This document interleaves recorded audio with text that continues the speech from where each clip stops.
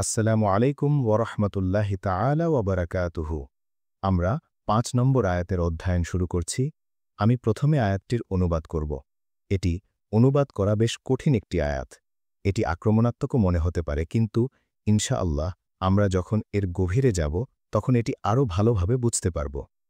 যাদেরকে তাওরাতের দায়িত্বভার দেয়া হয়েছিল, যাদের উপর তাওরাতের দায়িত্ব চাপিয়ে দেয়া হয়েছিল, সুম্মা লাম ইয়াহমিলুহা, কিন্তু তারা তা বহন করেনি, অর্থাৎ তারা তাওরাতের দায়িত্ব পালন করতে ব্যর্থ হয়েছিল। কামাসালিল হিমারি ইয়াহমিলু আসফারা, তাদের উদাহরণ সেই গাধার মতো যে বই বহন করে, যে বইয়ের বোঝা বহন করে। বি'সা মাসালুল কৌমিল লাজিনা কাযযাবু বিআয়াতিল্লাহ, সেই সম্প্রদায়ের উদাহরণ কতই না নিকৃষ্ট যারা আল্লাহর আয়াতসমূহকে বা আল্লাহর নিদর্শনসমূহকে, অর্থাৎ তার অলৌকিক নিদর্শনসমূহকে মিথ্যা প্রতিপন্ন করেছিল। ওয়াল্লাহু লা ইয়াহদিল কওমা যালিমিন, এবং আল্লাহ প্রকৃতপক্ষে জালিম সম্প্রদায়কে হেদায়েত দেন না। এটি একটি দীর্ঘ আয়াত এবং এটি স্পষ্টতই বনি ইসরায়েল সম্পর্কে। আমরা এটি ধাপে ধাপে বোঝার চেষ্টা করব এবং এর কিছু বাইবেলীয় প্রেক্ষাপটও জানব। তো প্রথম শব্দটি হল মাসাল। মাসাল সম্পর্কে আপনাদের যা জানা দরকার, সহজভাবে বললে তিমসাল শব্দটি ভাস্কর্যের জন্য ব্যবহৃত হতো। যেমন ধরুন, যখন কোনো মহান নেতা থাকেন এবং তার মূর্তি তৈরি করা হয়, তখন সেটি সেই নেতার একটি অনুলিপি হিসাবে কাজ করে। আপনি মূর্তিটি দেখছেন, কিন্তু আসলে সেই ব্যক্তির কথা ভাবছেন যাকে এটি প্রতিনিধিত্ব করছে। এখান থেকেই মিসাইল বা উদাহরণের ধারণাটি এসেছে। মিসাল শব্দটি সাধারণত উদাহরণ হিসেবে অনুবাদ করা হয়। উদাহরণের ধারণাটি হল, আমি একটি বিষয় নিয়ে কথা বলছি, কিন্তু এটি আপনাকে সরাসরি পরিস্থিতির বাস্তবতায় ফিরিয়ে নিয়ে যাচ্ছে। ঠিক যেমন একটি মূর্তি আপনার মনে আসল ব্যক্তির কথা মনে করিয়ে দেয়, তেমনি একটি উদাহরণ আপনাকে আলোচ্য বিষয়ের বাস্তবতার দিকে নিয়ে যায়। তাই যখন মাসাল শব্দটি ব্যবহার করা হয়, এর একটি উদ্দেশ্য থাকে। এটি সবসময় আপনাকে কোনো বাস্তব বিষয়ের দিকে ফিরিয়ে নিয়ে যায়। মাসালের উদ্দেশ্য হল শিক্ষার্থীদের আলোচ্য বিষয়টি বুঝতে সাহায্য করা। অর্থাৎ, যদি আল্লাহ কোনো আয়াত মাসাল শব্দ দিয়ে শুরু করেন, তার মানে হল সেখানে আগে থেকে একটি ধারণা রয়েছে এবং এই উদাহরণটি আমাদের বুঝতে সাহায্য করবে যে কেন এটি ব্যবহার করা হচ্ছে। যেমন ধরুন, যখন আপনি কোনো বিষয় পড়েন এবং একটি ধারণা ব্যাখ্যা করা হয়, তখন সেই ধারণার পরেই কিছু উদাহরণ দেওয়া হয়। এখন এই আয়াতটি বনী ইসরায়েলের কথা বলছে। কেন? কারণ বনী ইসরায়েলকে আল্লাহ আগেই অনুগ্রহ করেছিলেন। ওয়া আন্নি ফাদ্দানতুকুম আলাল আলামিন ওয়া ফাদ্দালনাহুম আলা ইলমিন আলাল আলামিন ওয়া আতাইনাহুম মিনাল আয়াতি মা ফিহি বালাউম মুবিন। কুরআনের বিভিন্ন জায়গায় আল্লাহ বলেছেন, আমি তোমাদেরকে সকল জাতির উপর শ্রেষ্ঠত্ব দিয়েছিলাম। আমি জেনে বুঝেই তাদেরকে অন্যান্য জাতির উপর শ্রেষ্ঠত্ব দিয়েছিলাম এবং তাদেরকে এমন সব নিদর্শন দিয়েছিলাম যাতে ছিল সুস্পষ্ট পরীক্ষা ও মহান আশীর্বাদ। এই কথাগুলো তিনি বনী ইসরায়েল সম্পর্কে বলেছেন। কেন? কারণ এখন আপনারা, অর্থাৎ আমরা মুসলিমরা সেই স্থানে এসেছি। আপনাদের একটি বেসবলের উপমা দিই। যখন কেউ ব্যাট করতে নামে, তখন তার পালা আসে, কিন্তু ব্যাট করতে নামার আগে আমি আপনাকে সেই ব্যক্তির উদাহরণ দেব যে আপনার জায়গায় আগে ছিল। দেখুন সে কি ভুল করেছিল। এর উদ্দেশ্য হল, আপনি এখন ঠিক সেই জায়গায় দাঁড়িয়ে আছেন যেখানে বনী ইসরায়েল দাঁড়িয়েছিল, যার মানে হল আপনারাও তাদের মতো একই ভুল করার ঝুঁকিতে আছেন। এটাই মূল কথা। এবং এই মানসিকতা আমাদের বুঝতে সাহায্য করে কেন মাসাল শব্দটির পরে হুম্মিলু শব্দটি ব্যবহার করা হয়েছে। মাসালুল্লাযীনা হুম্মিলুত তাওরাতা, তাদের উদাহরণ যাদের উপর তাওরাতের বোঝা দেওয়া হয়েছিল বা তাওরাত চাপিয়ে দেওয়া হয়েছিল। নবীকে বলা হয়েছে, ইন্না সানুলকি আলাইকা কওলান সাকিলা, আমি আপনার উপর এক চঞ্চম বাণী অর্পণ করতে যাচ্ছি। কোরআনকে একটি ভারী বাণী হিসেবে বর্ণনা করা হয়েছে। আমরা তাওরাত সম্পর্কে কি জানলাম? তাদের উপর তাওরাতের বোঝা দেওয়া হয়েছিল। আর আল্লাহ কোরআন সম্পর্কে কি বলেন? এটি একটি ভারী বাণী যা নবীর উপর অর্পণ করা হয়েছে। আমরা সূরা বাকারার শেষে আল্লাহর কাছে প্রার্থনা করি, রব্বানা ওয়ালা তাহমিল আলাইনা ইসরন কামা হামালতাহু আলাল্লাযীনা মিন ক্বাবলিনা, হে আল্লাহ, আমাদের উপর এমন বোঝা চাপিয়ে দিও না যেমন বোঝা তুমি আমাদের পূর্ববর্তীদের উপর চাপিয়ে দিয়েছিলে। আমরা দ্বিতীয় আয়াতে দেখেছি, ইয়াতলু আলাইহিম আয়াতিহি ওয়া ইউযাক্কিহিম ওয়া ইউআল্লিমুহুমুল কিতাবা ওয়াল হিকমা। কারণ বনি ইসরায়েলকে আল্লাহ আগেই অনুগ্রহ করেছিলেন। ওয়া আন্নী ফদ্দলতুকুম আলাল আলামিন ওয়া ফদ্দলনাহুম আলা ইলমিন আলাল আলামিন ওয়া আতাইনাহুম মিনাল আয়াতি মা ফীহি বালাউম মুবিন। কোরআনের বিভিন্ন জায়গায় আল্লাহ বলেছেন, আমি তোমাদেরকে সকল জাতির উপর শ্রেষ্ঠত্ব দিয়েছি। আমি জেনে বুঝেই তাদেরকে অন্যান্য জাতির উপর শ্রেষ্ঠত্ব দিয়েছিলাম এবং তাদেরকে এমন সব নিদর্শন দিয়েছিলাম যাতে ছিল সুস্পষ্ট পরীক্ষা ও মহান আশীর্বাদ। এই কথাগুলো তিনি বনি ইসরায়েল সম্পর্কে বলেছেন। কেন? কারণ এখন আপনারা অর্থাৎ আমরা মুসলিমরা সেই স্থানে এসেছি। আপনাদের একটি বেসবলের উপমা দেই। যখন কেউ ব্যাট করতে নামে তখন তার পালা আসে, কিন্তু ব্যাট করতে নামার আগে আমি আপনাকে সেই ব্যক্তির উদাহরণ দেব যে আপনার জায়গায় আগে ছিল। দেখুন সে কি ভুল করেছিল। এর উদ্দেশ্য হল আপনি এখন ঠিক সেই জায়গায় দাঁড়িয়ে আছেন যেখানে বনি ইসরায়েল দাঁড়িয়েছিল, যার মানে হল আপনারাও তাদের মতো একই ভুল করার ঝুঁকিতে আছেন। এটাই মূল কথা। এবং এই মানসিকতা আমাদের বুঝতে সাহায্য করে কেন মাসালুস শব্দটির পরে হুম্মিলু শব্দটি ব্যবহার করা হয়েছে। মাসালুল্লাযীনা হুম্মিলুত তাওরাতা, তাদের উদাহরণ যাদের ওপর তাওরাতের বোঝা দেওয়া হয়েছিল বা তাওরাত চাপিয়ে দেওয়া হয়েছিল। নবী সাল্লাল্লাহু আলাইহি ওয়াসাল্লামকে বলা হয়েছে, ইন্না সানুলকি আলাইকা কওলান সাকিলা, আমি আপনার উপর এক ভারী বাণী অর্পণ করতে যাচ্ছি। কোরআনকে একটি ভারী বাণী হিসেবে বর্ণনা করা হয়েছে। আমরা তাওরাত সম্পর্কে কি জানলাম? তাদের ওপর তাওরাতের বোঝা দেওয়া হয়েছিল। আর আল্লাহ কোরআন সম্পর্কে কি বলেন? এটি একটি ভারী বাণী যা নবীর ওপর অর্পণ করা হয়েছে। আমরা সূরা বাকারার শেষে আল্লাহর কাছে প্রার্থনা করি, রব্বানা ওয়ালা তাহমিল আলাইনা ইসরন কামা হামালতাহু আলাল্লাযীনা মিন ক্বাবলিনা। হে আল্লাহ, আমাদের ওপর এমন বোঝা চাপিয়ে দিও না যেমন বোঝা তুমি আমাদের পূর্ববর্তীদের উপর চাপিয়ে দিয়েছিলে। আমরা দ্বিতীয় আয়াতে দেখেছি, ইয়াতলু আলাইহিম আয়াতিহি ওয়া ইউযাক্কিহিম ওয়া ইউআল্লিমুহুমুল কিতাবা ওয়াল হিকমাহ। এবং পরের আয়াতে আল্লাহ এটিকে একটি ফদল বা অনুগ্রহ হিসেবে বর্ণনা করেছেন। কোরআনের অধিকারী হওয়া আল্লাহর একটি অনুগ্রহ। এখন এর অন্য দিকটি দেখুন, এটি একটি বিশেষ অধিকার, কিন্তু এটি একটি বিশাল বোঝাও বটে, একটি বিশাল দায়িত্ব। এটি একটি জিনিসের দুটি দিক। যেমন ধরুন, এটি আমাদের আল মালিক এবং আল আজিজের ধারণার দিকেও ফিরিয়ে নিয়ে যায়। যখন কোনো রাজা কাউকে উপদেষ্টা হিসেবে নিয়োগ দেন তখন সেটাকে একটি বিশাল সম্মান নয়, কিন্তু একই সাথে এটি একটি বিশাল দায়িত্ব, তাই না? সুতরাং যে পদগুলোতে সর্বোচ্চ সম্মান থাকে সেগুলোতে সর্বোচ্চ দায়িত্বও থাকে। আমরা উচ্চপদে থাকা মানুষদের সম্মান করি। আসলে আমরা তাদের সম্মান করি কারণ তাদের বড় দায়িত্ব পালন করতে হয়। সেটাই তাদের সম্মানীয় করে তোলে, তাই না? তো আপনার শিক্ষক সম্মানিত কারণ তার একটি বড় দায়িত্ব আছে। অধ্যক্ষ আরও বেশি সম্মানিত। বিশ্ববিদ্যালয়ের ডিন আরও বেশি সম্মানিত কারণ তারা ক্রমান্বয়ে বড় দায়িত্ব পালন করছেন। এখন আমরা কোরআনের অধিকারী হয়ে সম্মানিত হয়েছি এবং আমাদের ওপর কোরআন বহন করার দায়িত্ব বা বোঝা রয়েছে। তাই এটা গুরুত্বপূর্ণ যে এখন যেহেতু আপনার এই সম্মান আছে, অভিনন্দন। এটা আল্লাহর ফদল বা অনুগ্রহ। এখন আপনাকে সতর্ক থাকতে হবে কারণ এই সম্মানটি সেই মুহূর্তে চলে যাবে যখন আপনি আপনার দায়িত্ব পালন করবেন না। যে কোনো চাকরির মতো আপনার কাছে সবচেয়ে মর্যাদাপূর্ণ চাকরি থাকতে পারে, কিন্তু যেই মুহূর্তে আপনি আপনার চাকরির প্রতি ন্যায় বিচার করবেন না, আপনি অপমানিত হবেন।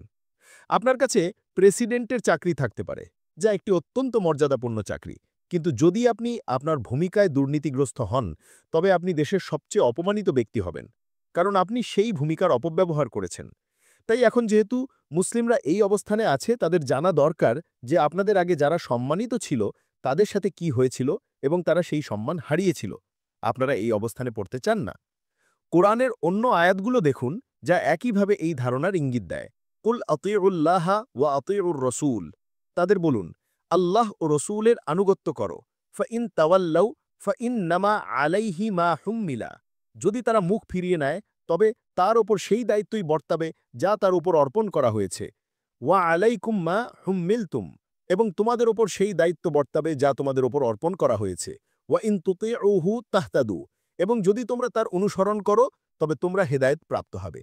ওয়া মা আলার রসুল ইল্লাল বালাগুল মুবিন, রসুলের দায়িত্ব তো কেবল স্পষ্টভাবে পৌঁছে দেওয়া।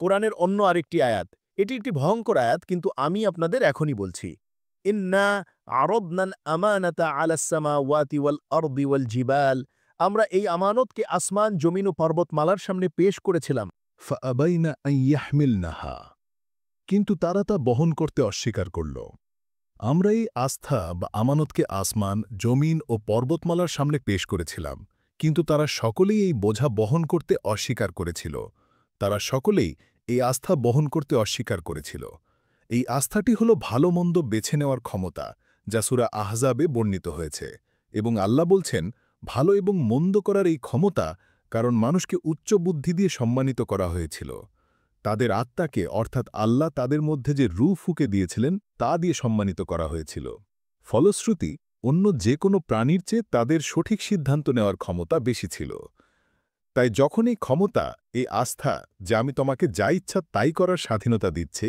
যখন এই আস্থা অন্য কোনো সৃষ্টির কাছে তুলে ধরা হচ্ছিল তখন তারা তা ধরে রাখতে পারেনি কিন্তু মানুষ এটি ধরে রাখার সিদ্ধান্ত নেয় এবং পরের আয়াতে আল্লাহ বলেন লিউআযিবুল্লাহুল মুনাফিকিনা ওয়াল মুনাফিকাত ওয়াল মুশরিকিনা ওয়াল মুশরিকাত এবং এর ফলশ্রুতি এমন হল যে আল্লাহ মুনাফিক পুরুষ ও নারীদের শাস্তি দেবেন এবং মুশরিক পুরুষ ও নারীদের প্রথমে কাদের কথা বলা হয়েছে মুশরিক নাকি মুনাফিক মুনাফিকরা হলো সেই সব লোক যারা দায়িত্ব গ্রহণ করে যারা একটি ধর্ম গ্রহণ করে এবং তারপর তাদের ধর্ম নিয়ে খেলা করে তারাই মুনাফিক তাদের উপর দায়িত্ব প্রথমে অর্পণ করা হবে কারণ তারা সচেতনভাবেই সেই দায়িত্ব নিয়েছিল যাই হোক এটি হল দায়িত্বভার বহন করার ধারণা সম্পর্কে কিছু কথা যাদেরকে তাওরাত বহন করার বোঝা দেওয়া হয়েছিল আমরা এগিয়ে যাওয়ার আগে তাওরাত শব্দটি সম্পর্কেও কিছু জেনে নেওয়া উচিত তাওরাত শব্দটি হিব্রু ভাষা থেকে এসেছে এবং এর উচ্চারণ তোরা এটি সাধারণত আইন বা নির্দেশনা হিসেবে অনুবাদ করা হয় এবং ইহুদি ধর্মে এটি সবচেয়ে পবিত্র গ্রন্থ হিসেবে বিবেচিত তাওরাত হিব্রু বাইবেলের প্রথম 5টি বই নিয়ে গঠিত জেনেসিস এক্সোডাস লেভিটিকাস নাম্বারস এবং ডিউটেরোনমি এবং এতে ইহুদিদের জন্য ঈশ্বরের নির্দেশনা পথ নির্দেশনা এবং শিক্ষা অন্তর্ভুক্ত সুতরাং সাধারণভাবে বলতে গেলে তাওরাত বলতে ওল্ড টেস্টামেন্টকে বোঝায় ওল্ড টেস্টামেন্টের প্রথম 5টি বই হিব্রুতে এটি ইয়া রা হা মূল থেকে এসেছে যা আরবের ওয়ারি এর মতো এর প্রাথমিক অর্থ হল নিক্ষেপ করা বা গুলি করা এর উদ্ভূত হিফিল রূপ বা আফআলা রূপে ক্রিয়াটির অর্থ হয় শিক্ষা দেওয়া অর্থাৎ জ্ঞান অন্য কারোর দিকে নিক্ষেপ করা সুতরাং সেখান থেকে তোরাহ বিশিষ্যটির অর্থ হল দিকনির্দেশনা বা নির্দেশনা তাই আসলে তোরাহ এর আক্ষরিক অর্থ হল নির্দেশনা বা আইন বা দিকনির্দেশনা এখান থেকেই শব্দটি এসেছে এখন আল্লাহ বলছেন আমি তোমাদের একটি উদাহরণ দিচ্ছি এটি শুধু একটি উদাহরণ এটি কোরআনের কথা নয় আমি আপনাদের একটি বিষয় ব্যাখ্যা করতে চাই যারা কোরআন দ্বারা অভিযুক্ত হয়েছিল কিন্তু তা পালন করেনি যদি আমি এমনটা বলি যারা কোরআন দ্বারা অভিযুক্ত হয়েছিল এবং তা পালন করেনি এটা কি তাদের সকলের সম্পর্কে একটি মন্তব্য যারা কোরআন দ্বারা অভিযুক্ত হয়েছিল নাকি তাদের মধ্যে কিছু সংখ্যক যারা কোরআন দ্বারা অভিযুক্ত হয়েছিল যদি আপনি সকল বলেন তবে এর অর্থ দাঁড়ায় যে তাদের কেউই এটি পালন করেনি যদি আপনি বলেন যারা কোরআন দ্বারা অভিযুক্ত হয়েছিল এবং তা পালন করেনি তাহলে এর মানে হল শুধু এই লোকেরা সুতরাং যখন আল্লাহ বলেন মাসালুল্লাযীনা হুম্মিলুত তাওরাতা সুম্মা লাম ইয়াহমিলুহা যাদের উপর তাওরাতের দায়িত্বভার অর্পণ করা হয়েছিল কিন্তু তারা তা পালন করেনি এটি কি সকল ইয়াহুদি নাকি কিছু ইয়াহুদি আপনারা কি বিষয়টি বুঝতে পারছেন এমন লোকও ছিল যাদের তৌরাত দেওয়া হয়েছিল এবং তারা তা পালন করেছিল আল্লাহ তাদের সম্পর্কেও বলেন তারা এমন লোক ছিল যাদের তৌরাত দেওয়া হয়েছিল যারা তা নিয়ে জীবনযাপন করেছে এবং এর উপরই মৃত্যুবরণ করেছে এবং তারা নায়ক কোরআনে তাদের কথাও বলা হয়েছে এই উদাহরণটি দেখুন অনেক সময় যা হয় মানুষ খুঁজে বের করতে চায় ওহ কোরআন ইয়াহুদি বিরোধী বা কোরআন ইয়াহুদিদের বিরুদ্ধে আসলে এটি অনেকটা ইয়াহুদিদের পক্ষে কোরআনে অন্য যে কোনো জাতির নবীদের চেয়ে বেশি ইয়াহুদি নবীদের কথা উল্লেখ করা হয়েছে মুসা আলাইহিসসালামের কথা কোরআনে ৭০ বারেরও বেশি উল্লেখ করা হয়েছে এবং তিনি সেই মহান নবীদের মধ্যে একজন যার থেকে আমাদের নবীকে অনুপ্রেরণা নিতে বলা হয়েছে কিন্তু এখানে সবচেয়ে গুরুত্বপূর্ণ বিষয়টি হল আল্লাহ শুধুমাত্র ইয়াহুদিদের সমালোচনা করেন না এবং তিনি শুধুমাত্র ইয়াহুদিদের প্রশংসাও করেন না এখানে কোনো শুধুমাত্র নেই নির্দিষ্ট ক্ষেত্রে নির্দিষ্ট ঘটনার কথা উল্লেখ করা হয়েছে এটি সেই সব লোকদের একটি ঘটনা যারা তাওরাতের দায়িত্ব পেয়েছিল কিন্তু তা পালন করেনি এখন আসুন বুঝি তাওরাতের দায়িত্ব পাওয়ার অর্থ কী এর আসল অর্থ হল যারা এটি অধ্যয়ন করেছিল, যারা এটি শিখেছিল, তাদের মধ্যে থাকা আলেমেরা, এবং আবারও তাদের মধ্যে সকল আলেমেরা নয়, কিছু আলেম যারা এটি শেখার পরেও তা পালন করেনি। হুম্মিলা একটি কর্মবাচ্য ক্রিয়াও, যেটা আমি 1 সেকেন্ডের মধ্যে ব্যাখ্যা করব। এখন যেহেতু আজকে এই বিষয়ে অনেক কাজ করতে হবে, আমি প্রথমে আমাদের বোঝাপড়াটি শেষ করতে চাই। কুরআন কিভাবে এই ধারণাটি ব্যাখ্যা করে? যখন তিনি বলেন তারা তাওরাত অনুযায়ী জীবনযাপন করেনি, তারা তা বহন করেনি, তখন তিনি কিভাবে ব্যাখ্যা করেন যে তারা তা বহন করেনি? আমি বেশ কিছু আয়াতের মধ্য দিয়ে যাব। এটি সম্পূর্ণ নয়, তবে এটি আপনাকে একটি বেশ ভালো ধারণা দেবে। আমি চাই আপনারা প্রথম যে কথাটি বলেছিলাম তা মনে রাখুন। এই উদাহরণটি কার সুবিধার জন্য দেওয়া হচ্ছে? আমাদের। সুতরাং তাদের প্রতিটি ভুল সম্ভাব্যভাবে কার ভুল? আমাদের। এই আয়াত পড়ার সময় আমাদের নিজেদের দিকে ভালোভাবে তাকাতে হবে। ফাওয়াইলুল লিল্লাযীনা ইয়াকতুবুনাল কিতাবা বিআইদিহিম সুম্মা ইয়াকুলুনা হাযা মিন ইনদিল্লাহি লিয়াশতারু বিহি থামানান কলিলা। সুতরাং দুর্ভোগ তাদের জন্য যারা নিজেদের হাতে কিতাব লেখে এবং তারপর বলে এটি আল্লাহর পক্ষ থেকে এসেছে, যাতে এর বিনিময়ে তারা সামান্য মূল্য লাভ করতে পারে। তারা আল্লাহর আইন নিয়ে খেলা করেছে। ফাওয়াইলুল্লাহুম মিম্মা কাতাবাত আইদিহিম ওয়া ওয়াইলুল্লাহুম মিম্মা ইয়াকসিবুন।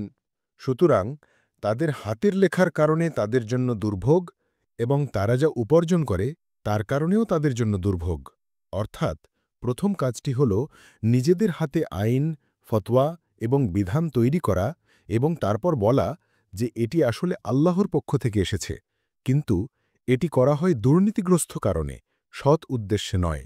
وترى كثيرا منهم يسارعون في الإثم والعدوان আর আপনি তাদের অনেককে দেখবেন যে তারা পাপে ও সীমা লঙ্ঘনে ঝাঁপিয়ে পড়ে। وأكلهم السحت এবং তারা হারাম ভক্ষণ করে। তারা অবৈধ উপায়ে অর্থাৎ প্রতারণা, মিথ্যা, চুরি, ডাকাতির মাধ্যমে উপার্জন করতে চায়। লাবিসা মা কানু ইয়ামালুন। তারা যা করত তা কতই না নিকৃষ্ট ছিল। ওয়াকালাতিল ইয়াহুদু ইয়াদুল্লাহি মাগলুলাহ গুল্লাত আইদিহিম ওয়ালুইনু বিমা ক্বালু। এখন আল্লাহর হাত বাঁধা এর মানে কি? আল্লাহ কোথায়? আল্লাহ কিছুই করছেন না। আমাদের সাথে এমন কেন হচ্ছে? তার হাত কি বাঁধা? যখন আমার গাড়ি দুর্ঘটনা হল, তখন আল্লাহ কোথায় ছিলেন? যখন আমি চাকরি হারালাম, তখন আল্লাহ কোথায় ছিলেন? যখন এই দেশে এমন হল, তখন আল্লাহ কোথায় ছিলেন? তারা কি বলতে চাইছে? আল্লাহর হাত কি বাঁধা? আলহামদুলিল্লাহ, আমরা এমনটা করি না। বাল্লিয়াদাহু মাবসুততান। না, বরং তার উভয় হাতই প্রসারিত। ইউনফিকু কাইফা ইয়াশাউ। তিনি যেভাবে ইচ্ছা ব্যয় করেন। ওয়ালা ইয়াজিদান্না কাসীরাম মিনহুম মা উনজিলা ইলাইকা মির রাব্বিকা তুগয়ানাও ওয়া কুফরা। অর্থাৎ তারা আল্লাহর বাণী শুনে বিরক্ত হয়। ওয়া আলকাইনা বাইনাহুমুল আদাওয়াতা ওয়াল বাগদাআ ইলা ইয়াউমিল কিয়ামাহ। এবং তাদের মধ্যে কিয়ামত দিবস পর্যন্ত শত্রুতা ও বিদ্বেষ স্থাপন করে দিয়েছি। কুল্লামা আউকাদু নারাল লিল হারবি আকফা আহাল্লাহ। যখনই তারা যুদ্ধের আগুন জ্বালায়, আল্লাহ তা নিভিয়ে দেন। ওয়ায়াসআউনা ফিল আরদি ফাসাদা। তারা পৃথিবীতে বিপর্যয় সৃষ্টির জন্য প্রচেষ্টা চালায়। ওয়াল্লাহু লা ইউহিব্বুল মুফসিদিন। এবং আল্লাহ বিপর্যয় সৃষ্টিকারীদের ভালোবাসেন না। লাকাদ আখাযনা মিসাকা বানী ইসরাঈলা ওয়া আরসালনা ইলাইহিম রুসুলা। তারা এমনকি নবীদেরও হত্যা করেছিল। আল্লাহ বলেন, কুল্লামা জাআহুম রাসূলুম বিমা লা তাহওয়া আনফুসুহুম ফারীকান কাযযাবু ওয়া ফারীকান ইয়াকতুলুন। যখনই কোনো নবী তাদের কাছে এমন কিছু নিয়ে আসতেন যা তাদের মনোপুত হতো না, তারা এক দলকে মিথ্যাবাদী বলত এবং আরেক দলকে হত্যা করত। আলহামদুলিল্লাহ, মোহাম্মদ সাল্লাল্লাহু আলাইহি ওয়াসাল্লামের পরে আর কোনো নবী নেই। কিন্তু আমাদের কাছে এমন লোক আছে যারা মানুষকে নবীর শিক্ষা সম্পর্কে জানায়, এবং অনেক সময় আমরা আল্লাহর কিতাবের কথা শুনতে চাই না। তো যারা বলে এটা আল্লাহর কথা, তাদের সাথে আমরা কি করি? আমরা হয়তো তাদের মিথ্যাবাদী বলি, অপমান করি, অসম্মান করি, এমনকি হত্যাও করি। ইসলামী ইতিহাসে এমন অনেক মহান আলেম ছিলেন যাদেরকে জেলে ভরা হয়েছে, প্রহার করা হয়েছে, নির্যাতন করা হয়েছে, হত্যা করা হয়েছে, অপমানিত করা হয়েছে, এবং আজও অনেকে তাদের বিরুদ্ধে নানা মিথ্যা কথা বলে। আমি এটা বলতে ভয় পাই না। আমি মনে করি ইমাম আবু হানিফা রহিমাল্লাহ ইসলামী ইতিহাসের সবচেয়ে বেশি অপবাদপ্রাপ্ত ব্যক্তিদের একজন। এমনকি যারা তাকে পছন্দ করে তারাও তার সম্পর্কে মিথ্যা কথা বলে, তারা জানেও না। আমাদের ইতিহাসে কিছু মানুষের সাথে অনেক অন্যায় হয়েছে, এবং তিনি সেই ব্যক্তিদের একজন।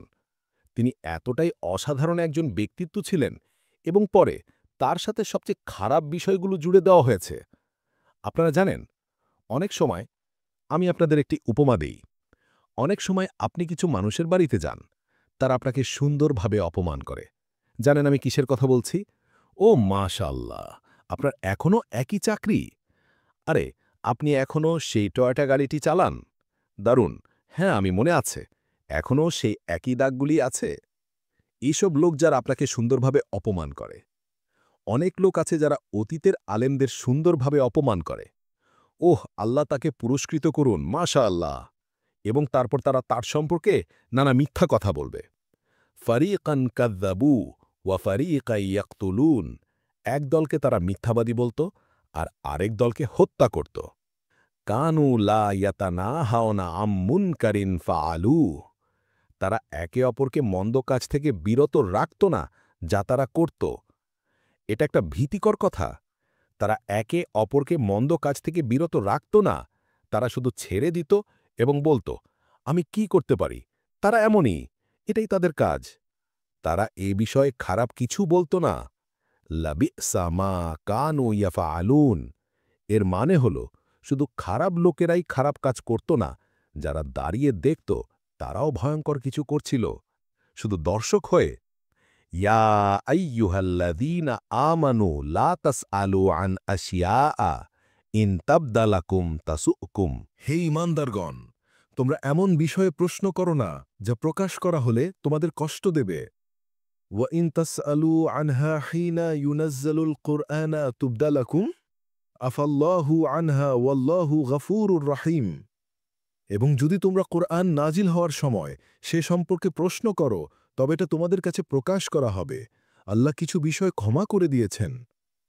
এর মানে হল, যদি আল্লাহ কোনো বিষয় নিয়ে কথা না বলেন, যদি তিনি না বলেন যেটি হালাল বা হারাম, যদি তিনি বিষয়টি আলোচনা না করেন, তার কারণ এই নয় যে তিনি বিষয়টি আলোচনা করতে ভুলে গেছেন, বরং তিনি যা উল্লেখ করেননি তা তিনি ক্ষমা করে দিয়েছেন।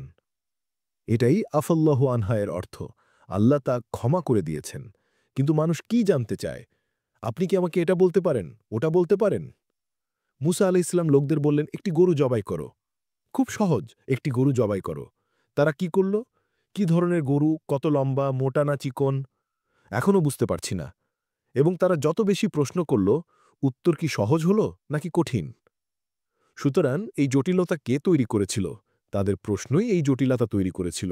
আল্লাহ বলেন, قد سالها قوم من قبلكم ثم أصبحوا بها كافرين। তোমাদের আগেও এমন লোক ছিল যারা অনেক প্রশ্ন করত, তারপর এর কারণে তারা অবিশ্বাসী হয়ে গিয়েছিল। এর মানে এই নয় যে প্রশ্ন করা যাবে না, অবশ্যই প্রশ্ন করা যাবে। কিন্তু যখন আপনি চুলচেরা বিশ্লেষণ করতে চান, খুঁটিনাটি বিষয়ে প্রবেশ করতে চান, তখন আপনি বিষয়গুলোকে প্রয়োজনের চেয়ে বেশি জটিল করে ফেলেন। তাহলে আপনি ধর্মকে এতটাই কঠিন করে ফেলছেন যে আপনি নিজেই তা পালন করতে পারবেন না, এটি অসম্ভব হয়ে যাবে। এখন তাদের আরেকটি রোগ ছিল। হুম্মা আনতুম হাউলাই তাকতুলুনা আনফুসাকুম ওয়া তুখরিজুনা ফারিকুম মিনকুম মিন দিয়ারিহিম। তোমরাই ছিলে সেই লোক যারা একে অপরকে হত্যা করত। তারা মুসলিম হয় অন্য মুসলিমদের হত্যা করত, এবং তোমরা তোমাদের নিজেদের লোকদের নিজেদের বাড়ি থেকে বের করে দিচ্ছিলে, এবং তোমরা একে অপরের সম্পত্তি দখল করছিলে। তাজাহারুনা আলাইহিম বিল ইসমি ওয়াল উদওয়ানা। তোমরা একে অপরের বিরুদ্ধে সীমালঙ্ঘন ও পাপাচারে জোটবদ্ধ হতে। অন্যের সম্পত্তি দখল করা, অন্যের জমি কেড়ে নেওয়া, এই ধরনের কাজ। কিন্তু তারপর যখন তোমরা একে অন্যের সাথে যুদ্ধ করতে, তখন তোমরা দুর্বল হয়ে পড়তে। একটি পরিবারে যদি নিজেদের মধ্যে ঝগড়া হয়, তাহলে পরিবার দুর্বল হয়ে যায়, যার মানে হলো বাইরে থেকে আক্রমণ করা সহজ হয়। সুতরাং যখন বনি ইসরায়েলের একে অপরের সাথে যুদ্ধ করত, তখন অন্য জাতিরা দেখত যে তারা দুর্বল, তাই তারা তাদের উপর আক্রমণ শুরু করত। যখন তারা তাদের আক্রমণ করত, তখন তাদের অনেকেই দাস হয়ে যেত। তখন তারা চাঁদা তুলত, আমাদের মুসলিম ভাইরা নির্যাতিত হচ্ছে। ওয়া ইয়াতুকুম আসারা তুফাদ্দুহুম, যখন তারা তোমাদের কাছে দাস হিসেবে আসে, তখন তোমরা টাকা দিয়ে তাদের মুক্ত করতে চাও। তোমরা সেই কারণের জন্য টাকা তুলতে চাও। ওয়া হুয়া মুহাররামুন আলাইকুম ইখরাজুহুম, অথচ তাদের বাড়ি থেকে বের করে দেওয়াই তোমাদের জন্য হারাম ছিল। তোমরাই সংঘাত সৃষ্টি করেছিলে, যার কারণে তারা এমন অবস্থায় পড়েছে, আর এখন তোমরা এসে তাদের উদ্ধার করতে চাও। এটাই কুরআন বলছে। প্রথমে ছিল নিজেদের মধ্যে লড়াই, তারপর এলো ও তোমার ভাইকে সাহায্য করো, এই ভণ্ডামি তাদের মধ্যে তৈরি হয়েছিল। আচ্ছা, তারপর আফাতুমিনুনা বিবাদিল কিতাবি ওয়া তাকফুরুনা বিবাদ, তাহলে কি তোমরা কিতাবের কিছু অংশে বিশ্বাস করো এবং কিছু অংশকে অস্বীকার করো? ফামা জাযাউ মান ইয়াফআলু যালিকা মিনকুম ইল্লা খিজয়ুন ফিল হায়াতিদ দুনিয়া, তোমাদের মধ্যে যারা এমন কাজ করে তাদের পার্থিব জীবনের লাঞ্ছনা ছাড়া আর কি প্রতিদান হতে পারে? ওয়া ইয়াউমাল কিয়ামাতি ইউরাদ্দুনা ইলা আশাদ্দিল আযাব, এবং কিয়ামতের দিন তাদের কঠিনতম শাস্তির দিকে ফিরিয়ে আনা হবে। ওহ, এই আয়াতটি ভীতিকর। ওয়া ক্বালু কুলুবুনা গুলফ, তারা বলল, আমাদের হৃদয় আবৃত, আমাদের হৃদয় নিরাপদ, যাই হোক না কেন, আমি যতই খারাপ হই না কেন আমার অন্তরে ঈমান আছে। এটা কোনো ব্যাপার না, ঠিক আছে, হ্যাঁ এটা হারাম, ওটা হারাম, আমি অনেক হারাম কাজ করি, কিন্তু আমি একজন ভালো মানুষ, আমার অন্তরে আমি এখনও একজন ভালো মানুষ, আপনার এটা জানা উচিত। আমার অন্তরকে বিচার করবেন না, আমার অন্তর এখনও ভালো। কুলুবুনা গুলফ, আল্লাহ বলেন, বাল্লা'নাহুমুল্লাহু বিকুফরিহিম, বরং আল্লাহ তাদের অস্বীকার করার কারণে তাদের অভিশাপ দিয়েছেন। ফাকলিলাম মা ইউমিনুন, তারা কতই না কম ঈমান আনে। এইভাবে বলার একটি ধরন আছে যে হ্যাঁ হ্যাঁ হ্যাঁ তুমি ঠিক, আমি অনেক খারাপ কাজ করি, কিন্তু আমি ততটা খারাপ নই, কারণ অন্তরের গভীরে, সত্যি গভীরে। ওয়াল্লাম্মা জাআহুম কিতাবুম মিন ইনদিল্লাহি মুসাদ্দিকুল লিমা মাআহুম, এবং যখন তাদের কাছে এমন কিছু আসে, তারা ভবিষ্যতের ভবিষ্যৎবাণী করত যে যখন শেষ নবী আসবেন তখন তোমরা দেখবে যে ওহ, এটা অসাধারণ হবে, আমরাই জিতব। ওহ, এটা তো পরিচিত শোনাচ্ছে। যখন কিয়ামতের নিদর্শন আসবে তখন মুসলিমরা গর্জে উঠবে, কিন্তু এখন আমার হৃদয় ভালো জায়গায় আছে। ওয়াকানু মিন কাবলু ইয়াস্তাফতিহুনা আলাল্লাযিনা কাফারু, ঠিক আছে, আল্লাহ তাদের বলেন, শোনো, তিনি তাদের মাথার উপর পর্বত ধরে রাখেন, তাদের ভয় দেখান এবং বলেন, আমি তোমাদের যা দিচ্ছি তা শক্ত করে ধরো। ওয়াসমাউ, এবং শোনো। কলু সামি'না ওয়া আসাইনা, তারা বলে, আমরা শুনলাম এবং অমান্য করলাম। আপনারা জানেন তারা কি বলে, আমি বলছি। অনেক সময় আল্লাহ মানুষকে ভয় দেখান, তিনি তাদের একটি খুব ভীতিকর পরিস্থিতিতে ফেলেন, এবং সেই ভীতিকর পরিস্থিতিতে তারা বুঝতে পারেন যে তাদের আল্লাহর আনুগত্য করতে হবে, এবং সেই ভীতিকর পরিস্থিতি চলে যাওয়ার পরপরই সেই লোকদের কি হয়? তারা আল্লাহর গুরুত্বপূর্ণ নয়, আমি এখন স্বাভাবিক জীবনে ফিরে যেতে পারি।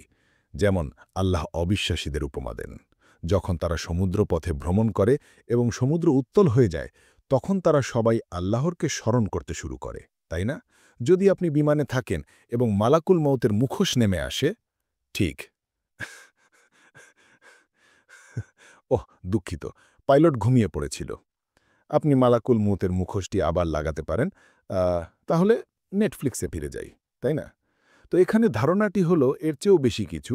তাদের নাড়া দেওয়া হয়েছিল এবং বলা হয়েছিল, আমরা তোমাদের যা দিচ্ছি তা শোনো গুরুত্বের সাথে এবং এটি আঁকড়ে ধরো। তারা বলেছিল, আমরা শুনলাম, কিন্তু পরে যদিও তারা শুনেছিল, তারা অমান্য করেছিল। এবং তারপর আল্লাহ শাস্তি হিসেবে বলেন, এটা আল্লাহর পক্ষ থেকে একটি শাস্তি, যখন মানুষ আল্লাহর বাণী শোনে এবং তা গ্রাহ্য করে না, তখন আল্লাহ তাদের অন্তরে নোংরা জিনিসের প্রতি ভালোবাসা স্থাপন করেন। তিনি বলেন, ওয়া উশরিবু ফি কুলুবিহিমুল ইজলা বিকুফরিহিম। আপনারা জানেন তারা গরুর পূজাকে ভালোবাসতে শুরু করেছিল এবং তারা এতে মগ্ন হয়ে গিয়েছিল। এই নোংরা ভালোবাসা কোথা থেকে এলো? এটা শিরক। আপনি মুসলিম, আপনি কিভাবে এমন শিরক করতে পারেন? এটা হলো আল্লাহর বাণী শোনার পর এবং নাড়া খাওয়ার পরেও তা অগ্রাহ্য করার শাস্তি। আচ্ছা, আপনি যদি এটি অগ্রাহ্য করতে চান তাহলে আল্লাহ আপনার অন্তরে বাস করেন না, তখন তিনি সেই হৃদয়কে সব ধরনের শিরক এবং অদ্ভুত বিকৃত প্র্যাকটিস দ্বারা প্লাবিত হতে দেন এবং আপনি খুঁজে পাবেন। আমার এটা আপনাদের বিস্তারিত বলার দরকার নেই, কিন্তু মুসলিম বিশ্বে অদ্ভুত শিরকপূর্ণ পুরোপুরি মূর্তি পূজার মতো প্র্যাকটিসের কোনো অভাব নেই। একেবারে পাগল করা সব কাজ, এবং তারা নিজেদের মুসলিম বলে এবং তারা সবচেয়ে বেশি অমুসলিমদের মতো কাজ করে প্রকাশ্যে। আওয়া কুল্লামা আহাদু আহাদান নাবাযাহু ফারীকুম মিনহুম বাল আকসারুহুম লা ইউমিনুন। প্রতিশ্রুতি ভঙ্গ করা। যখনই তারা কোনো প্রতিশ্রুতি দিত তারা তা ছুঁড়ে ফেলে দিত। তারা কোনো প্রতিশ্রুতি রাখতে পারত না। আমি একটু পাকিস্তানে কঠিনভাবে শিখেছি। আমি ভেবেছিলাম পরিস্থিতি ভালো হবে। আপনারা জানেন আমি পাকিস্তানে কি শিখেছি? যখন কেউ বলে কোনো চিন্তা করবেন না, কাজ হয়ে গেছে, চিন্তা করবেন না, তখনই আপনার চিন্তা করা উচিত।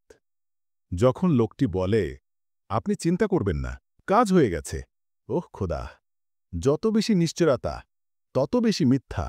কেন? কেন? আল্লাহ বলেন যখনই তারা কোনো প্রতিশ্রুতি দিত তারা তা তাদের পিঠের পিছনে ছুঁড়ে ফেলত। আমি একজন সিনিয়র পাকিস্তানি বুদ্ধিজীবীর সাথে কথা বলছিলাম। তিনি আমার বন্ধু হয়ে গিয়েছিলেন। আমি বয়স্কদের সাথে বন্ধুত্ব করতে ভালোবাসি। তারা অনেক জ্ঞানী হন। তিনি বললেন, জানেন আমাদের দেশের সমস্যা কি? আমরা ছোট ছোট বিষয়ে মিথ্যা বলার অভ্যাসে পরিণত হয়েছি। আমাদের শুধু মিথ্যা বলতেই হয়, এর কোনো কারণ নেই, তবুও আমরা তা করি। আপনার বন্ধু দরজায় আপনার জন্য অপেক্ষা করছে, তাই না? সে আপনাকে ফোন করে বলে, আসছ? আপনি বলতে পারতেন, আমার 5 মিনিট লাগবে, কিন্তু আপনি বললেন, না না, আমি তো সিঁড়ির নিচে চলে এসেছি। আমি এখানেই আছি ভাই, কিন্তু আমি ঠিক এখানেই আছি। মাত্র 10 সেকেন্ড, 10 মিনিট পর, তাই না? মিথ্যা বলার কোনো কারণ ছিল না, কিন্তু আপনাকে তা বলতেই হবে। আরে, আমি যে অ্যাসাইনমেন্ট দিয়েছিলাম সেটা কি শেষ করেছ? আলহামদুলিল্লাহ। এটা আল্লাহর এমন এক হামদ যা আপনার কথার সাথে সম্পর্কিত নয়। এটা শুধু সকল প্রশংসা আল্লাহর বলা। তারপর আরেকটি ভীতিকর বিষয়, ওয়ালা তাজিদান্না হুম আহরাসান নাসি আলা হায়াতি ওয়া মিনাল্লাযীনা আশরাকু। আপনি তাদের পাবেন, এটি বনি ইসরায়েল সম্পর্কে বলা হয়েছে। আপনি তাদের পাবেন জীবনের প্রতি সবচেয়ে বেশি আগ্রহী। তারা শুধু বাঁচতে চায়, তারা শুধু মরতে চায় না, এমনকি শিরককারী লোকদের চেয়েও বেশি। তাদের প্রত্যেকে 1000 বছর বাঁচতে চায়। আপনারা জানেন এটা একটা নতুন বিষয়। আমি ভাবিনি এটা আমাদের সাথে ঘটবে, কিন্তু অনেক মানুষ মুসলিম আমার কাছে আসে, যুবক ও বৃদ্ধ। আমার মৃত্যুর খুব ভয় লাগে। আমি শুধু মরতে চাই না। আল্লাহ কেন মৃত্যু সৃষ্টি করেছেন? আমার মৃত্যু নিয়ে দুঃস্বপ্নে দেখি। আপনি কেন মরতে ভয় পাচ্ছেন? আমরা আল্লাহর কাছ থেকে এসেছি, আমরা আল্লাহর কাছেই ফিরে যাব। এটা আমাদের জীবনের একটা পর্ব, এটা আমাদের জীবনের শেষ নয়। আমি একজন ডাক্তারের সাথে দেখা করেছিলাম যিনি আমাকে বলেছিলেন যে তিনি এমন রোগীদের সাথে কাজ করেন যারা মৃত্যুর দ্বারপ্রান্তে, এবং অনেক সময় তাকে পরিবারকে বলতে হয় তার আর 1 মাস বাকি আছে বা তার আর 2 সপ্তাহ বাকি আছে। যদি আপনারা তাকে মেশিন থেকে নামিয়ে বাড়িতে নিয়ে যেতে চান বা ডায়ালাইসিস বন্ধ করতে চান, তবে এটা আপনাদের সিদ্ধান্ত। এবং তিনি বলেন, ভাই, আমি নাস্তিক পরিবার, ইহুদি পরিবার, খ্রিস্টান পরিবার, হিন্দু পরিবার, সব ধরনের পরিবারের সাথে কাজ করেছি, মুসলিম পরিবার, এবং একমাত্র যে পরিবারগুলো বলে না না না সে মরতে পারে না, তাকে মেশিনে রাখুন, আমি জানি তার মস্তিষ্ক আর কাজ করছে না, কিন্তু না না না এটা হতে পারে না, আমরা তাকে মরতে দিতে পারি না, একমাত্র যে পরিবারগুলো এমন করে তারা হলো মুসলিম পরিবার। অন্য সবাই বলে তার জীবন ভালো ছিল, নাস্তিক বলে আমার জীবন ভালো ছিল, আমাকে শান্তিতে যেতে দিন, তাদের কোনো সমস্যা নেই। হিন্দু বলে ঠিক আছে, কর্মফল, সে আবার ফিরে আসবে। এখন একমাত্র যে লোকেরা মৃত্যুর ধারণাটি গ্রহণ করতে পারে না, এটা কিভাবে হতে পারে, মৃত্যু কিভাবে হতে পারে, না না না সে এখনো বেঁচে আছে, সে যেতে পারে না, এবং তারা এটা বারবার মেনে নিতে পারে না, মুসলিমরা। জানেন আল্লাহ এটার সাথে কি করেছিলেন? আমরা মৃতদেহ কোনো সমাজ সংস্থাকে দিয়ে দেই না যাতে তারা এর ব্যবস্থা করে, বা কোনো সংস্থাকে দেই না যারা দেহকে সংরক্ষণ করে। কে দেহকে গোসল দেয়? পরিবারের সদস্যরা। কে কফন পরায়? পরিবারের সদস্যরা। ঐতিহ্যগতভাবে কে মৃতদেহকে কবরে নামাতো? পরিবার। কেন? কারণ আল্লাহ এই ধর্ম আপনাকে মৃত্যুর সাথে মোকাবেলা করতে শেখায়, তা থেকে পালিয়ে যেতে নয়, এর সাথে মোকাবেলা করতে। বনি ইসরায়েল মৃত্যুর প্রতি এক ভয়ঙ্কর ভয় তৈরি করেছিল। আপনি জানেন, এটা আমাকে নবীর একটি হাদিসের কথা মনে করিয়ে দেয়, যখন তিনি বলেছিলেন যে মানুষ আমাদের উপর ঝাঁপিয়ে পড়বে যেমন নিকড়েরা একটি ভেড়ার ওপর ঝাঁপিয়ে পড়ে, এবং তাকে জিজ্ঞাসা করা হয়েছিল, মাল মাল যা, আমরা কিভাবে এ থেকে রক্ষা পাব? তিনি বললেন, মৃত্যুকে বেশি বেশি স্মরণ করো, তাই না? এবং কিছু লোক এটা দেখে বলে, আমি কেন মৃত্যুকে স্মরণ করব? এটা তো হতাশাজনক। সেই হাদিসের মূল কথা হল, মানুষ জীবন নিয়ে এতটাই মগ্ন হয়ে যাবে যে তারা মৃত্যুর বাস্তবতা মেনে নিতে চাইবে না। এটা এমন নয় যে আপনি ঘুম থেকে উঠে বলবেন, আমি মরব, সকালের নাস্তা, আমি মরব, দুপুরের খাবার, আমি মরব, এমনটা বলা হচ্ছে না। বরং আপনি জীবনে এতটাই ডুবে গেছেন যে আপনি মৃত্যুর বাস্তবতা কি অস্বীকার করছেন। আপনি অস্বীকার করছেন যে এই জীবন একটি যাত্রা, এবং এটা এমন কিছু ছিল যা আমাদের পূর্ববর্তীরা করেছিল। ওয়ামা হুয়া বি মুজাহজিহি মিনাল আজা আই আম্মার। তারা যতই দীর্ঘজীবী হোক না কেন, তা তাদের শাস্তি থেকে দূরে সরাতে পারবে না। এখানে আরেকটি বিষয় যা তারা করেছিল, তাদের এই সমস্যা ছিল। আলহামদুলিল্লাহ, মুসলিম বিশ্বে আমাদের এই সমস্যা নেই। ইউআল্লিমুন আন-নাস আস-সিহর। তারা মানুষকে জাদু শেখাত।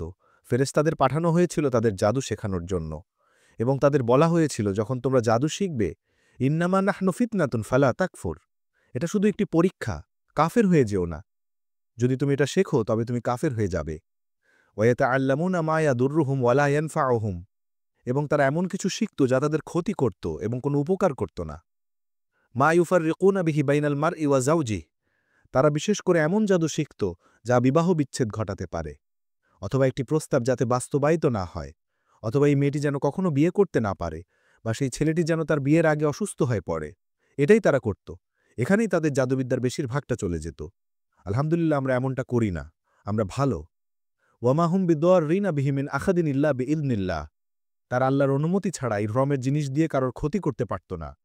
ওয়ায়াতাআল্লামুনা মা ইয়াদুররুহুম ওয়ালা ইয়ানফাউহুম। এবং তারা এমন কিছু শিখত যা তাদের ক্ষতি করত এবং কোনো উপকার করত না। ওয়ালা বি'সা মা শাররাউ বিহি আনফুসাহুম ওয়ালাকাদ আলিমু লামান ইশতারাহু মা লাহু ফিল আখিরাতি মিন খালাক। এবং তারা জানত যে যে কেউ এটি ব্যবহার করে বা করার চেষ্টা করে, তার জন্য আখিরাতে কোনো অংশ থাকবে না। তারা নিজেদেরকে কতই না নিকৃষ্ট জিনিসের বিনিময়ে বিক্রি করেছিল। যদি তারা জানত, লাউ কানু ইয়ালামুন মিনাল্লাযীনা হাদু ইউহাররিফুনাল কালিমা আম মাওয়াদিহি। বনি ইসরাইলের ইহুদিদের মধ্যে এমন কিছু লোক আছে যারা শব্দকে তার স্থান থেকে সরিয়ে দেয়। আল্লাহ এক কথা বলেন, তারা বলে না, এর অর্থ এটা নয়, এর অর্থ ওটা। এটা যা বলছে না তা নয়, এটা যা বলছে তা হলো শব্দ নিয়ে খেলা করা।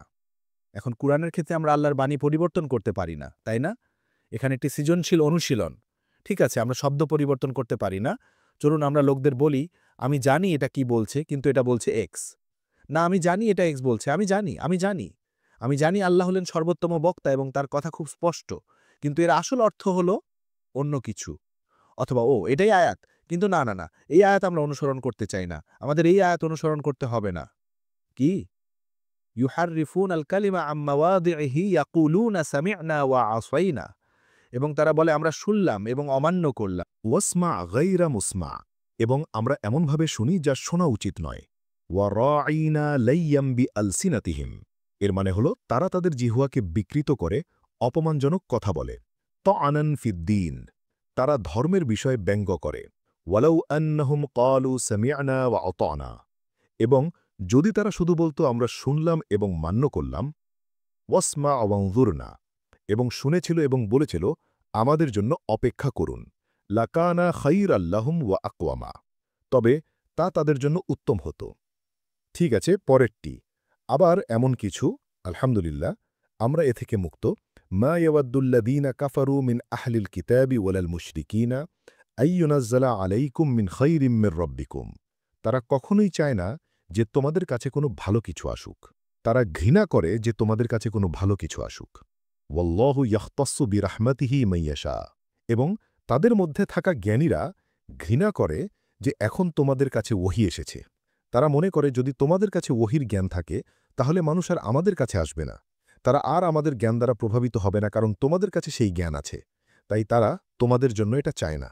মুসলিমরা নিজেদের মধ্যে, আপনারা জানেন, এমনকি ইসলামিক পরিসরেও অনেক সময় আপনি এমন কারো কাছ থেকে ভালো কিছু শিখতে পারেন যে আপনার চেয়ে অনেক কম জানে। এটা কি সম্ভব? তাই না? কিন্তু আপনি দেখবেন যে অনেক সময় একজন ব্যক্তি যে অনেক বেশি জানে এবং আরেকজন যে অনেক কম জানে, কিন্তু যে কম জানে সে অনেক বেশি জনপ্রিয়।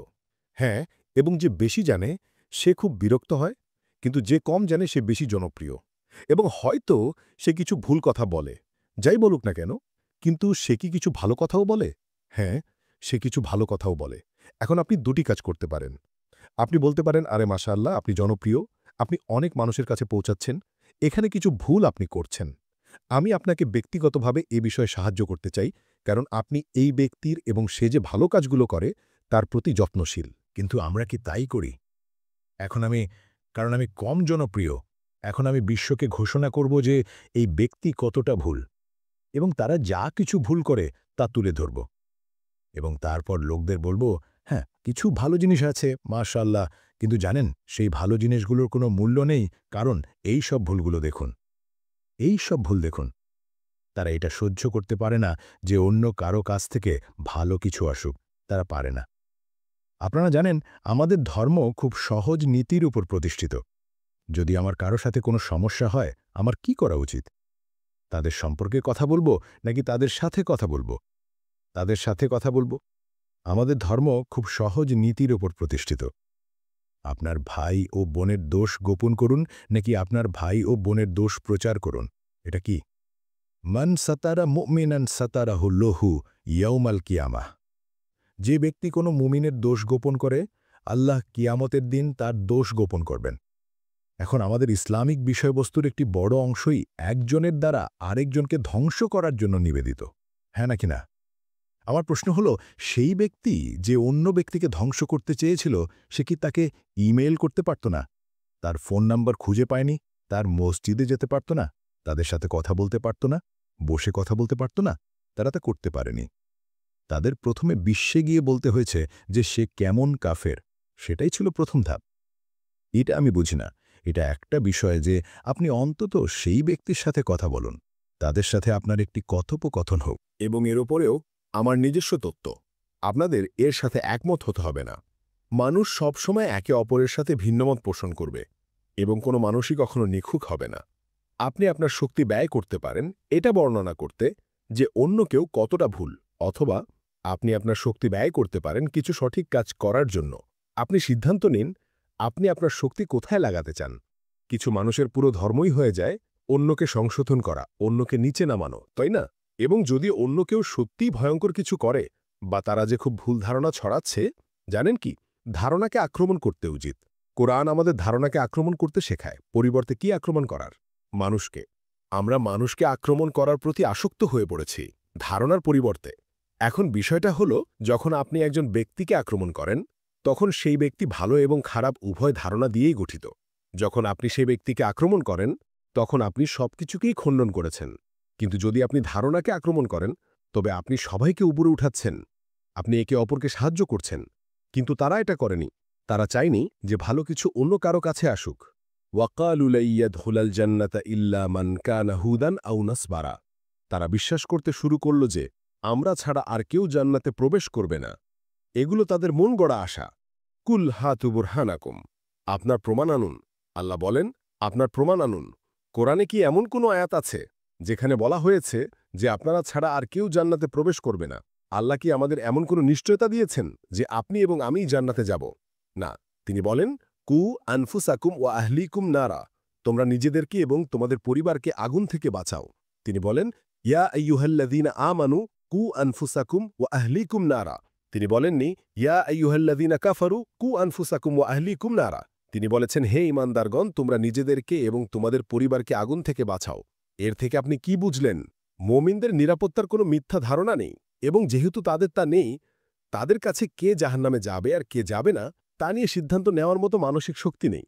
তাদের সেই শক্তি নেই, কারণ তাদের নিজেদের নিয়েও চিন্তা করতে হবে। আপনার নিজে চিন্তা করতে হবে। কত মানুষ আমার কাছে এসে বলে, মাদার তেরেসার কি হবে? জাজমেন্ট ডেতে কি এটাই আপনার চিন্তা ভাই? সত্যি করে বলুন, যখন আপনি উঠবেন এবং সূর্য ও চাঁদকে একে অপরের সাথে ধাক্কা খেতে দেখবেন এবং সমুদ্রগুলো ফুটতে থাকবে, তখন কি আপনি বলবেন, মাদার তেরেসা কোথায়? আপনি কি সত্যি সত্যিই এমনটা ভাববেন? সেই দিন যেদিন একজন মা তার সন্তানকে ফেলে দেবে, যেদিন একজন ব্যক্তি তার নিজের পরিবার থেকে পালিয়ে যাবে, আপনি বলবেন, কিন্তু আমার একজন ভালো সহকর্মী আছে, আমি শুধু ভাবছি সে জাহান্নামে যাবে কিনা। এটা কি আপনার চিন্তা? আপনার কি আল্লাহর ন্যায় বিচারের উপর বিশ্বাস নেই? আপনার কি আল্লাহর উপর বিশ্বাস নেই, যিনি সবকিছুর জ্ঞানী? আপনার কি আল্লাহর উপর বিশ্বাস নেই, যিনি ভেতর ও বাহির দুটোই বোঝেন? কেন আপনার একটি উত্তর থাকা দরকার? আর যদি আমি আপনাকে সাহায্য করে বলি, জানেন আপনার সহকর্মী ভালো মানুষ, হ্যাঁ, আল্লাহ তাকে জান্নাতে প্রবেশ করাবেন, আপনি কি নিশ্চিত নন? আপনারা কি বুঝতে পারছেন? আমরা তো নিজেদের ব্যাপারেই নিশ্চিত নই, তাই না?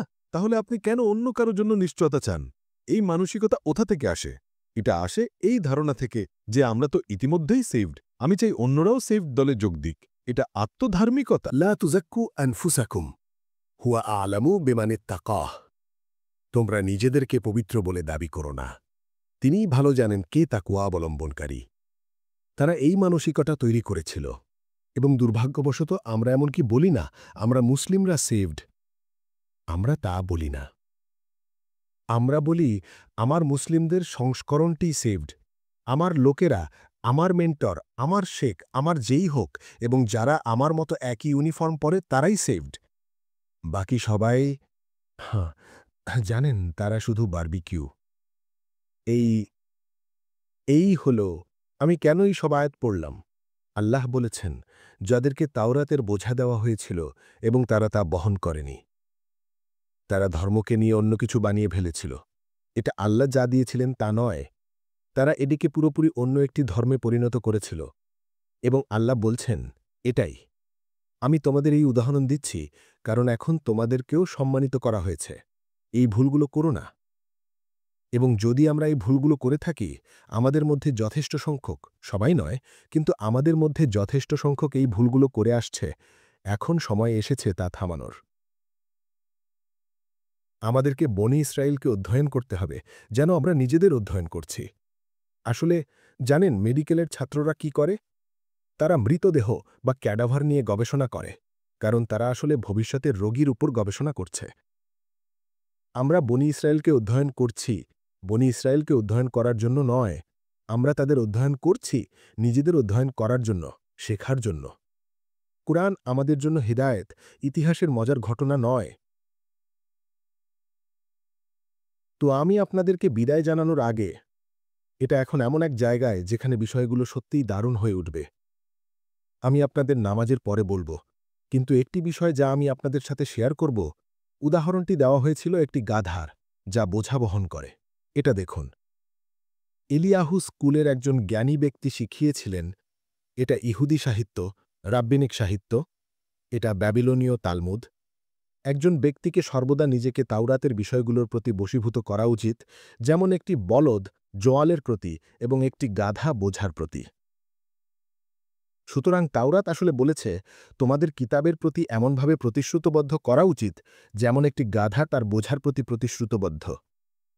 আল্লাহ সেই ছবিটি নিয়েছেন এবং এটিকে উল্টে দিয়ে বলেছেন, হ্যাঁ, উপমাটি সত্য, কিন্তু তোমরা আসলে এমন কেউ হয়ে গেছ যার কোনো ধারণাই নেই সে কি বহন করছে, যেমন একটি গাধা বইয়ের বোঝা বহন করে।